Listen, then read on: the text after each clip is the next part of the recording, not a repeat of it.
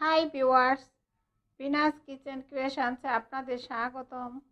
আজ রান্না করব চিকেন কিমা স্যুপ পাস্তা। আর এইভাবে পাস্তা রান্না করলে খেতে ভালো লাগে। আশা করি আপনাদের কাছেও ভালো লাগবে। চলুন চিকেন কিমা স্যুপ পাস্তা রান্না করতে কি কি উপকরণ লাগবে একবার দেখে নিই।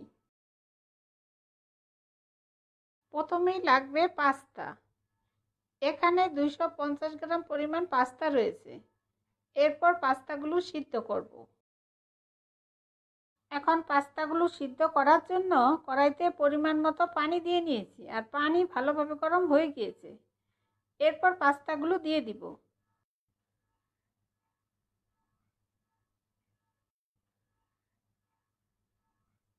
আর পরিমাণ মতো লবণ দিয়ে পাস্তাগুলো 5-7 মিনিট সিদ্ধ করব।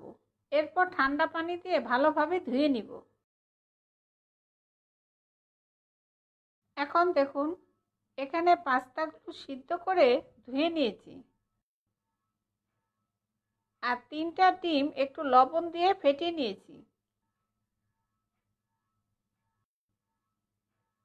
আর রয়েছে 1 কাপ পরিমাণ চিকেন কিমা করে নিয়েছি।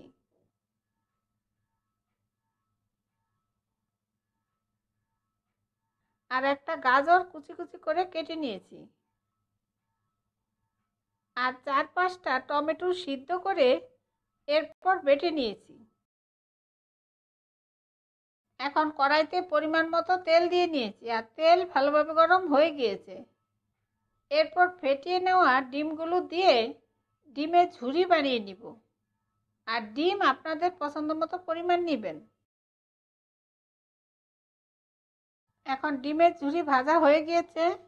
এরপর কড়াইতে পরিমাণ মতো তেল দিয়ে নিয়েছি, আর তেল ভালোভাবে গরম হয়ে গিয়েছে। এরপর দিব 1 টেবিল চামচ পরিমাণ রসুন কুচি,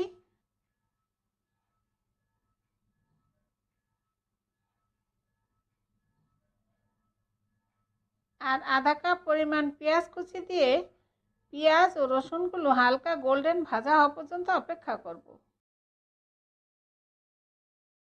এখন পেঁয়াজ ও রসুনগুলো হালকা গোল্ডেন ভাজা হয়ে গিয়েছে।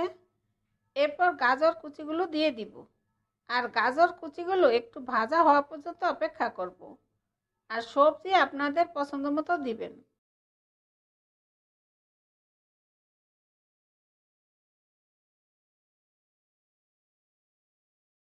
এখন গাজরগুলো একটু ভাজা ভাজা হয়ে গিয়েছে।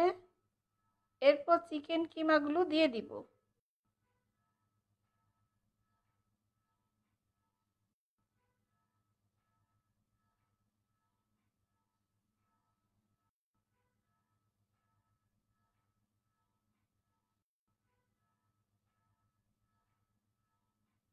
আর দিব 1 টেবিল চামচ পরিমাণ সয়া সস,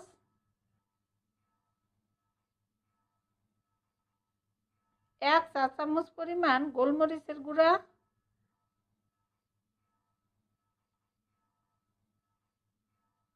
আর পাস্তার মশলাটা দিয়ে দিব।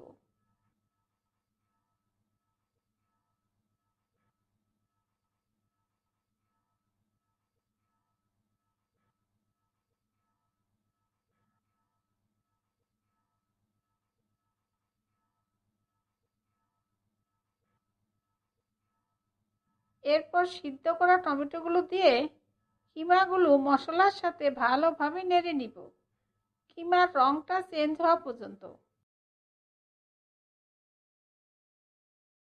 এখন কিমাগুলো ভালোভাবে মিশিয়ে নেওয়া হয়ে গিয়েছে। এরপর ঝোলের জন্য 2 কাপ পরিমাণ পানি দিয়ে ভালোভাবে নেড়ে নিব, আর ঝোলের পানি ফুটে ওঠা পর্যন্ত অপেক্ষা করব। আর আপনারা যদি ঝোল ঝোল পাস্তা খেতে না চান, তাহলে পানি দেওয়ার দরকার নেই।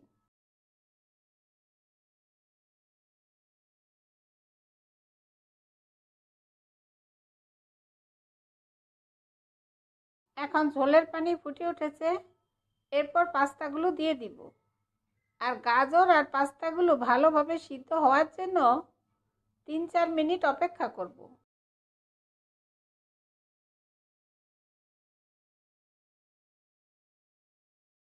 এখন সব কিছু ভালোভাবে সিদ্ধ হয়ে গিয়েছে। এরপর ঝোল ঘন করার জন্য 1 চা চামচ পরিমাণ কর্নফ্লাওয়ার পানিতে মিশিয়ে দিয়ে দিব আর ভালোভাবে নেড়ে নিব। এতেই ঝোল ঘন হয়ে যাবে। আর মশলা ও ঝাল আপনাদের স্বাদ মতো দিবেন।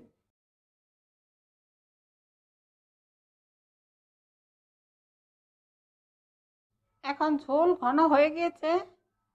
এরপর দিব স্বাদ মতো লবণ,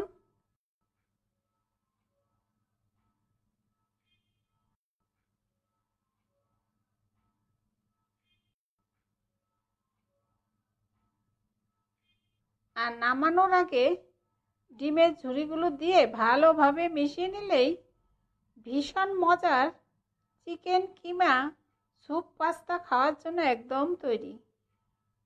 আর ঠান্ডা হলে আরও ঘন হয়ে যাবে। এরপর পরিবেশন করব। তৈরি হয়ে গেল দারুণ স্বাদের হেলদি একটি পাস্তা। এইভাবে বাড়িতে পাস্তা অবশ্যই রান্না করে খেয়ে দেখবেন।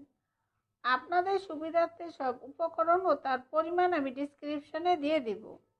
আর এই রেসিপিটা আপনাদের কেমন লাগলো আমাকে কমেন্টসে জানাবেন।